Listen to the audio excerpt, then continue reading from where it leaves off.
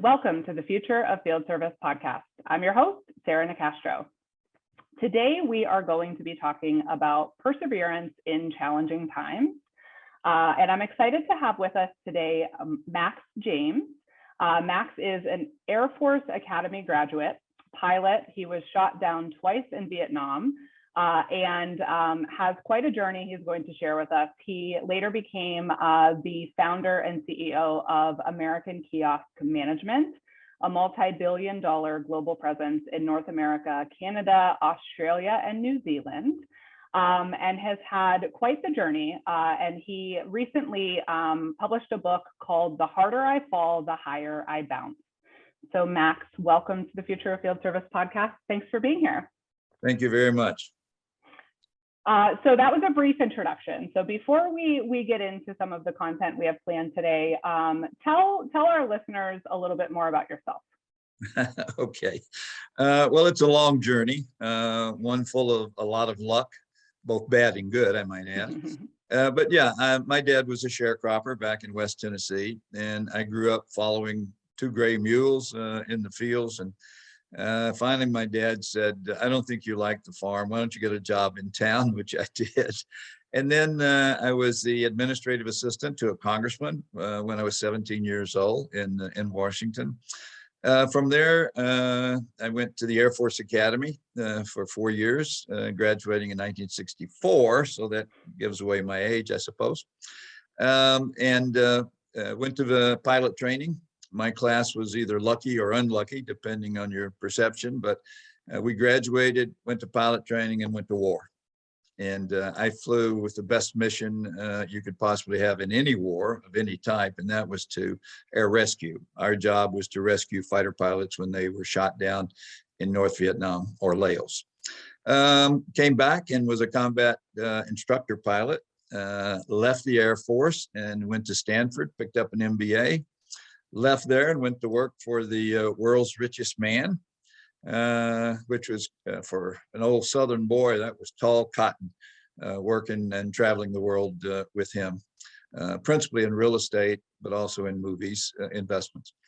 From there, I decided I got that entrepreneurial itch, and I left the Bay Area, San Francisco Bay Area, moved up to Sacramento to be hopefully a bigger fish in a smaller pond.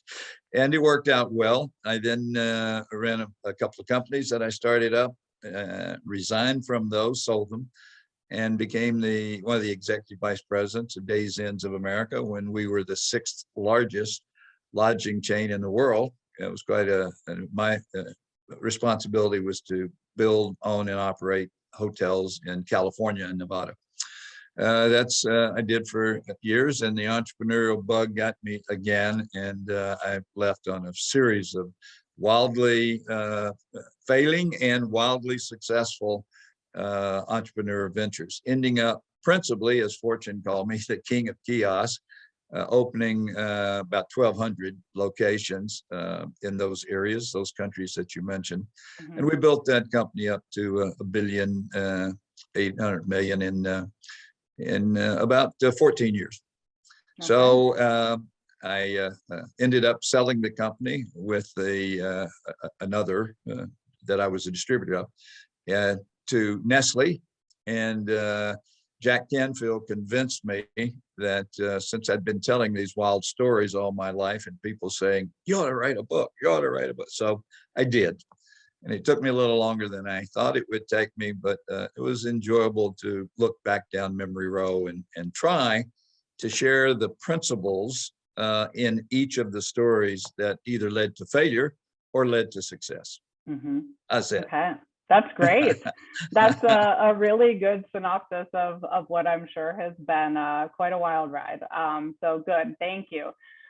All right. So having had a chance to look through the book, there's a couple of themes that stand out to me in your content that I want to discuss on today's podcast, but I think will be relevant to our audience. So that first is around perseverance, right? That has been a top of mind term, certainly for the past 2 years, right? And something that I think our audience, both from a personal perspective as leaders, and then, from a organizational perspective, are thinking about what it takes and how to persevere. So can you share some of your thoughts on perseverance, both personally and then from the business perspective? So as an individual and as a business. Yeah, sure. As an individual, I think the mother of perseverance is survival. You just have to have grit. You've got to get up. You've got to, when you get knocked down 5 times, get up 6, I think is the old expression. And so it was survival in many cases. Failures often were very painful. It's not fun to have a business fail that you're involved in or running or own. And so it's getting over that painful emotion, a set of emotions really, and the result. I've never had to file bankruptcy, but I've come close a few times. I've relied on friends sometimes to bail me out. Certainly, I relied on contacts, business contacts, mentors to help me get through. In fact, an accountant and a classmate of mine from Stanford once, we went in to talk to a bankruptcy attorney because I thought it was time for me to file bankruptcy. And the accountant said, "No, I don't think so, Max. I don't think that's going to be necessary, but I'll take it to the attorney." So the attorney went through it and he said, "Okay, here's what I'm going to need. I need $5,000 deposit up front." And my reply was, if I had $5,000, I wouldn't be here. And so we did not file bankruptcy. But here's the story my accountant told me that I've never forgotten. He said, "Max, just get out on your hands and knees, picture yourself, and put a peanut on the floor in front of you and just push that peanut across the floor, trying to get to the other side. And every once in a while, just turn around and look behind you and see the success that you've made, and then get out and push that peanut some more." And sure enough, I got bruised knees and a bloody nose from pushing across the carpet, but it worked. And so that stuck with me forever. Perseverance on a personal level, you just have to keep trying. You have to have a long-term goal, I think, Sarah.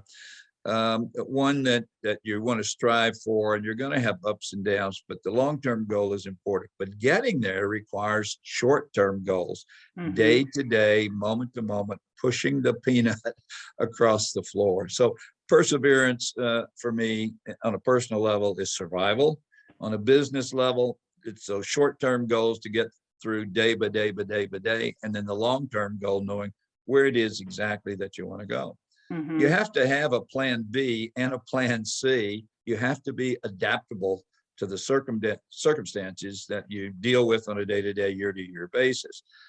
Without that adaptability, there was never been a major battle won in war that went as planned. Not a single one. And that comes from military history classes. And so the battle's going to change, and you have to be ready. Sometimes it's plan B, and I don't subscribe to the saying that says there is no plan B. If this doesn't work, I don't believe that. I think you have to be adaptable. Always have a contingency plan, right? Absolutely. Yeah. Absolutely. But don't move on to it too soon, right? I mean, I guess that's the balance, right? You need to always have that, but you can't give up, quickly or easily. And I think that's the name of the game. So in your book, you talk about a cartoon that says, "Some days the dragon wins." Okay. Yeah. So tell me what that means to you and how that relates to perseverance.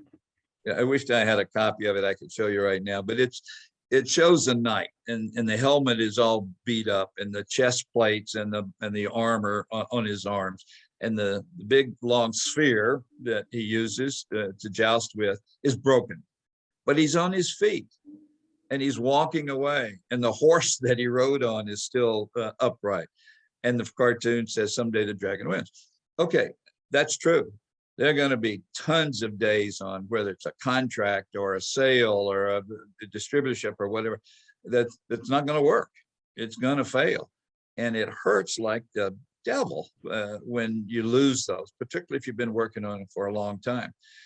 a plan B or adaptability says, so now what do we do? Well, we've talked about this before, and here's the way we're going to either try again for the same goal, or we're going to have to shift our goal a little bit and move from this product line to that product line and use the same business principles that we've always used. But some days the dragon wins, and you just have to get up, and as the old saying goes, you get bucked off the horse, like I did many times when I was a kid. My dad would insist that I get back up on that horse. Yeah, I like that saying, because I think that it applies to a lot of different areas of business, of life, right? Sure. I think that in the challenging times we've had over the past 2 years, sometimes the dragon can be different things, I guess is the point, right? The dragon can be your mood or your mental health. The dragon can be, like you said, a big deal you're losing. The dragon can be, an initiative that you're trying to get off the ground that fails. It can be a lot of different things, but, you have to remember that the dragon will win some days. They're not going to win every day, right? And I guess that's what you have to use as the motivation to get up and try again the next day. So you take your hits, lick your wounds, live to fight another day, and some days you just have to pay the piper. Yeah. Okay, so the next area I want to talk about, Max, is leadership. And so you say in your book that being a good leader of others begins with being able to lead yourself through hard times. So tell us a little bit more what you mean by that, and maybe share an example if you can. Sure, you bet. Here would be a good example, and then we'll spin off of that. I was a pilot flying rescue helicopters, and I had trained hard, I had studied hard, I had practiced flying that helicopter under stressful situations. And so I was preparing to lead the crew that I had on that chopper. And so the pilot gets shot down in Vietnam, North Vietnam, and the crew and you in a helicopter are going in to see if you can rescue and bring that guy home to his family and to his, a full life, hopefully. When it comes time to make the decision to fly into the ground fire, whether it be SAMs, MiGs, or other ground fire, you've got a crew, and you're going to make the decision as to whether to risk not only the plane, but a crew of 4 to save 1. So here's a situation where you learn to lead yourself. It's going to be my decision. I can't just always take a vote of the board or take a vote. Sometimes you just have to charge forward. There's a Block saying that speaks to an overly abundant ego. And it says, I may be wrong, but I doubt it. And so sometimes you just have to rely on yourself. And if you haven't been in stressful situations where you had to make a decision, where you had to lead, then you're never going to be able to lead others. You've got to be able. So I say, you have to have the skill, you have to hone the skill, you have to practice the skill, you have to implement the skill when the time comes. Yeah. It's interesting when you think about how this translates to leadership today, right? And I think, the name of your book is The Harder I Fall, the higher I bounce, right? So you're talking about you can't achieve success without failure, right? And so what you're talking about here, being a good leader starts with leading yourself. I think one of the areas that maybe is evolving or has evolved is leaders being comfortable with leading by example, even when that means failing, right? Because if you think about, if you can't achieve success without failure, and you need to normalize that and eliminate that fear of failing, which will ultimately prohibit creativity, innovation, all of those things. I think one of the best ways for a leader to really institute that belief in their team is to be willing to be vulnerable enough to show themselves failing, which means setting the ego aside, the leader ego aside, and being okay with knowing that, yes, you have to listen to yourself, you have to follow your gut, you have to rely on your intuition and your leadership abilities. But when that doesn't go well, that's okay too, right? I mean, that's something that you and your team both can learn from and use as an opportunity to normalize the fact that failure is a part of success. Does that make sense? Sure, it absolutely does. A friend of mine years and years ago wrote a book called The Joy of Failure. And his whole point was that you learn so much from failing that you should take the positive from failure. Losing, when you have a large team, even a company behind you, will certainly show your vulnerability. It's how you respond to that failure with your team. We often talk about servant leadership, where your job is to support the team and to draw on the team. And so if you're practicing that as a leader in a philanthropic effort, or a large business, or a small business as an entrepreneur, if your team knows that you're supporting them and you fail as a team, and they will get it. They will understand what happened and what the principles were that didn't work or that did work. So yeah, I would agree with that, absolutely. The fear of failure is overwrought. It's just there's too much emphasis on absolutely just being afraid to fail. It's going to hurt. It may cost you a lot. It may change your entire career or your life, but life will go on, business will go on, and you will bounce back if you have the right attitude. What I'm thinking about in real time as you say that is the correlation then between eliminating that mentality of failure as bad and how that correlates to perseverance, right? Because if you think about it in terms of a team, okay, and the message is failure is not an option, okay, then when it inevitably happens, the emotion tied to that can be so strong that then the willingness to get up and bounce back the next day is hindered, right? So in a way, I think that the more you normalize failure and create the understanding within your team, organization, business, what have you, that it is a part of success, a path to success, the better sense of perseverance your employees will have, because they're not sort of tied to that emotion of failure being such a negative thing, which, for some people, I mean, yes, some people have the fortitude where, they can fail and get up the next day and try again, no matter what.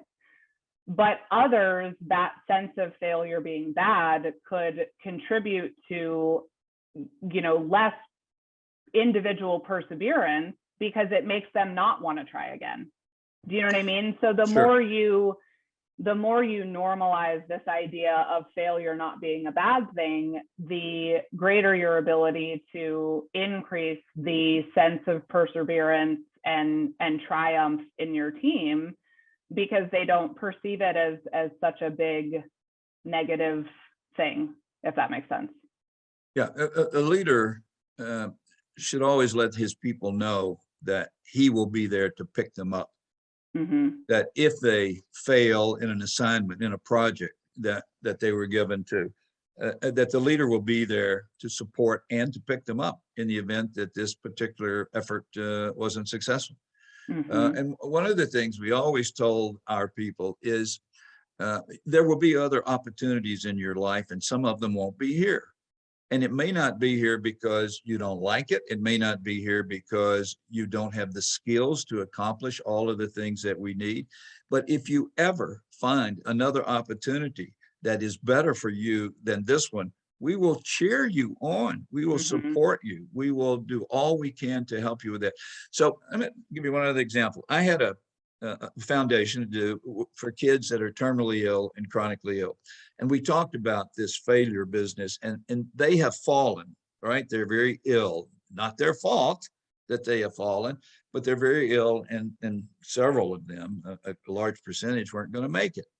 And they were aware of it. But here's what we told them. I took a tennis ball and I dropped the tennis ball. It only comes back about what, halfway? But if you throw the tennis ball down, it bounces much higher. And these kids that were 5 to 16, 17 years old, they got that illustration that they had fallen hard, but they could bounce back higher if they were like that tennis ball and were resilient and willing to bounce. And so I think that's true of failure. And you don't have to fear failure. Be willing to accept failure, learn from it, and go on to the next project or business or entrepreneurial effort. Do you think that perception of failure is, what do you think the state of that is in business today? Do you think the perception of failure is different than it was earlier in your career, or do you think it's evolved? I think there's far less fear today than was my experience early on in my career. Getting fired to me was back then a very frightening thing. I'm not talking about the time in the military. I'm talking about the time when I got out of Stanford and started businesses. And in fact, listen, I've been fired 3 times. Okay, 3 times. Not always my fault. Okay, the business changed, the tax changed, the company got purchased for another. But the point is, I never feared it. You just gird your loins and say, I got to get through this, and here are the things I'm going to do. Opportunity rarely knocks at your door. You have to go out and find opportunity. And when you find it, you got to grab it by the neck and shake it and beat it up until opportunity is yours. Okay. And so you always have to be prepared. Opportunity doesn't knock. You may have to go find it. Yeah. Okay. But the fear today, there's so many opportunities, and it's so easy. It's so much easier to find them because we have this thing called the internet and social media, and the ability to stay in contact with past friends and past business associates, the ability to find good mentors to help you through these things. No, I think that the fear of failure should be far less today. Fall hard, bounce high. The next book may be Fail Fast, Fall Forward. Yeah. I kind of like that film. Fail fast, fall forward. Yeah, I like it. Okay, so one of the things that I found interesting about you, and I'm not sure why, it's probably something to reflect on, is you say that meditation is one of your, if not the top business tools. So how did you discover that? How do you practice it? And what value do you feel it brings to you in your business life? Very good. How I found it for me, I was at a seminar, and the gentleman that was teaching the seminar said, before we get started, I want to show you something and have you experience it. And so it was Transcendental Meditation, and we hummed for a while, and he explained in his mind what the benefits were. So I went ahead with the seminar, and afterwards at home, I would do as he had suggested. Take up to maybe 10, 15, 20 minutes sometime, and just try not to think. And here's what happened to me. I'd sit in a chair most of the time. I don't do it laying down. And I would take a notebook and I would lay it down beside the chair. And when I finished the meditation, all of these thoughts had come into my subconscious and risen into the conscious mind, and I would write them down. And I used to, for fun, entertain people in the Air Force at the Officers Club, and I do the same thing. I'd wake up in the mornings and immediately write down all the cute little ideas for the next show at the Officers Club. So I discovered that, one, it reduced stress enormously. Just to stop worrying for 15 or 20 minutes or trying to figure everything out. Just take a real break, not a break where you sit and say, okay, I'm going to think about this for a while. No. Stop and don't think. That's what helped me. And it helped me through many personal situations in life so far. And it certainly helped me in business. And so I continue to do it. And by the way, I must have, I don't know, 30, 40 books on meditation. So it's something that I've felt strongly enough about. I've taught it in my companies. I've tried to get my friends to do it from time to time. And I still do it to relieve stress is the principal reason. I could give you examples, and there's a good example in the book where I had missed an airplane and was an important meeting, and I got there and it was a mess, and I had a headache so bad I couldn't stand it. They took me back to the hotel before we had dinner, and I did meditation for about 15 or 20 minutes. The headache went away, and we had a successful dinner meeting. Okay. So I believe in it. Yeah. So I have a few questions. Okay. Okay. So at the conference, when this was first introduced to you, what was your initial reaction? Oh, you got to be kidding. What is this? This is a bunch of, I'm not going to do this. And, but I had previously known the speaker, and I knew how bright he was. I knew his background. I knew his education. And it was Transcendental TM back then, was popular. You could buy the book. So I thought, well, if it's good enough for him, I'm going to try it. And I liked it. Yeah. And do you typically practice in the morning, or do you wait until you just feel that you need that stress relief? What is sort of your routine around it? Yeah, I would say both of those. Okay. For me, practicing it in the morning, after I'm dressed and have had breakfast or whatever, and just sit down before I really hit it. Then secondly, if I'm feeling the stress of whatever, the breathing is it's just so good. It's like taking a hot shower. Okay. It's just a total relief. And then when I stop meditation, I feel like I have more energy. So it works for me. No, I think it's really cool. And like I said, it was unexpected, something unexpected I read. And it's something I know I need to try.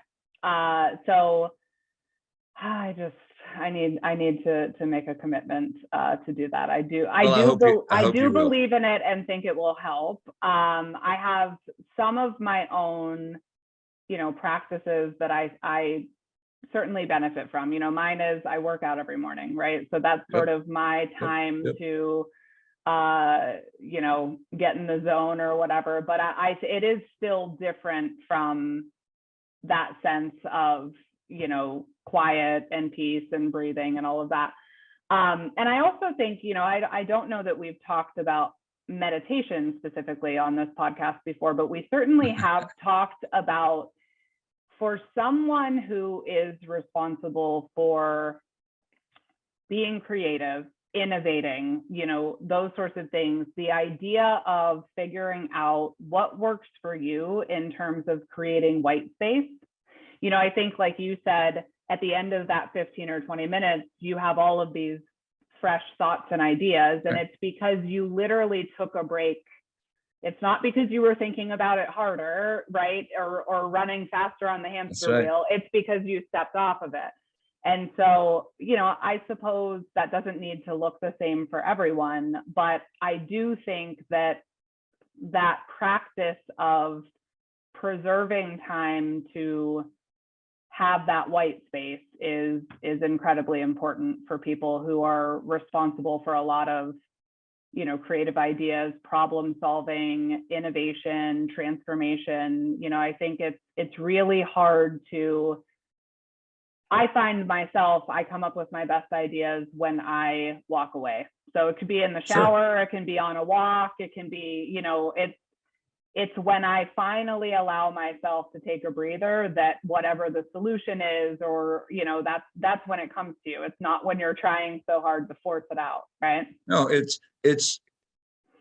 in simple terms, it's blocking all the junk that goes into your head all the time. A lot of times people have trouble sleeping. Why? Because they can't turn it off. Well, it's the same thing during the day and stress and whatnot. There are a lot of people who say they meditate while they're in an activity like tennis. Some of the pros meditate. Well, what they're really doing is they're learning to focus. They're focused on one thing and getting the other stuff out of the way. Or what's the score? It doesn't matter what the score is. Just do the best you can right now. So I find it terribly beneficial and have for a long time. Okay. Try it. You'll like it. Okay, I will. All right. So the last thing I wanted to talk about, Max, is, and I think I saw this on your LinkedIn. So I'm going to read some text here and then we'll talk about it. Okay. So you had a post and it says, when your business doesn't appear to be accomplishing your goals, it's tempting to feel you need outside help in finding the magical solution.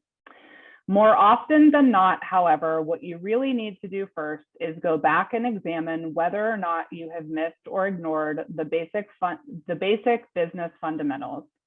As Harvey McKay says, maybe you just need to go back and walk the manufacturing floor, i.e., look really hard for the flaws in the ointment. Strong fundamentals and foundations lead to healthy businesses that can bounce high and withstand difficult circumstances. So the reason this stood out to me, isn't it? Wow. The reason this stood out to me is because a lot of the conversations we have on this podcast relate to, some element of evolving a business, digital transformation, leveraging technology in a new or different way, introducing a new value proposition, et cetera, right? So a lot of things to do with evolution, innovation, change. And I think that this point that you're making here is where a lot of companies fail. And I don't mean failure in the good way, I mean failure in the debilitating way, right? Because they try to race ahead when in reality, there are some underlying foundational things that need to be addressed to sort of set the stage for whatever success they're trying to achieve. So tell us a little bit more, your thoughts around this idea of, before you look for some magic bullet, go back through and look for those flies in the ointment. Are there certain things that in your experience you feel like are common, or, what would you want listeners to think about when they hear me read that quote? The first thing that comes to my mind is, have I been diligent in choosing the people that work for me or with me? And there's a thing in the book, and I highlight it everywhere: hire for character, train for skill. Did I really look hard at this person's background or their personality, their honesty, moral turpitude? Did I really look for that? And that's, I think, one of the things Harvey says about get out of your office and go out to the field and see what you have. And I oftentimes was amazed and angry with myself that we had allowed people with poor character to join the organization in a meaningful position. So that would be the first. The second one is, have you really expressed first to yourself and then to the people that you are associated with what your goal is? Do I really know what it is that I'm hoping we're going to accomplish? Are we just trying to make a bunch of money? Are we trying to provide, good jobs for people? Are we donating enough money to our favorite charities? To everybody agree with that? Back to the basics of being a good leader. Mm-hmm. Now, there are a million books written on leadership, and there are thousands of books written about character, starting with the best-selling book of all times, the Bible. Okay, and so where in there are you? Dr. Robert Schuller, who was a spiritual mentor of mine before he passed, and still is, by the way. I read something that he has written every single day. Schuller said, are you suffering a brownout or a blackout? Are you sure it's a blackout? Are you sure there's not something you're doing wrong that you can fix? And really, this is just a brownout, not a blackout. So get out of your office, go out there and really look hard at whether or not you are using the tools that you know are true, that you have practiced and that you have skill levels in to build this. Look inside first before you go shouting fire in the theater. Are you sure? So I think that's the point I was trying to make there, is that you may be really screwing things up yourself. And everybody else is trying to fix it or throwing up their hands, but because you don't understand the real problem. So make sure that you are doing what you absolutely know are the right things to do for leadership and for progress. Yeah. We had a podcast late last year with, it was called Slowing Down to Speed Up, I think was the title of it. And it was with Eduardo Bonifant from BD. And, that was a little bit more specific to the idea of innovation via technology, right? But what he found was, while the natural tendency today is to sort of race to, okay, what's next? What do we add? What do we change? What's the next layer of innovation? He found that when he spent time, exactly what you're saying, when he spent time with the frontline workforce, when it came to technology specifically, they had a lot of issues with some of the foundational systems that were in place. And so this mentality of, well, let's add to that and let's build, they would have been doing that on a faulty foundation, which was causing a lot of frustration among their workforce. So they decided to take a pause year. Pause meaning they obviously were conducting business, but pause from technology investment and take the budget that they would have invested in whatever was next or new on their roadmap to put that into fixing these foundational issues and improving the engagement and satisfaction of their frontline workforce. And it's something that, retelling it sounds simple, sounds smart, right? But it works against the grain of a lot of business mentality, which is race, what's next? And so it was such a good story to share. And that it makes me think of this point that you made with your LinkedIn post, and this idea of, it's not the failure often isn't in, some massive misstep so much as a lot of little cracks that are adding up to, frustration or misalignment or, a lot of other things. So I think it's a really good point. There are two cliches that come to mind. One is, if you remember all the old Aesop's tales, the tortoise won the race over the hare. And so there are times when speed isn't going to. Secondly, perfection is the enemy of excellence. You can be beating up on your people to do this, that, and the other thing when the profits are pretty good. Things are going well. The future looks bright. And so, put the whip down and feed them some ice cream. Yeah. It's just, yeah, we sometimes let our own personal idiosyncrasies get in the way of an organizational's idiosyncrasies. Mm-hmm. Yeah. All right, Max. Any final thoughts, words of wisdom, advice that you would like to share? A couple. The old Air Force motto is fly, fight, win. It doesn't say fly and win. It says you have to fight.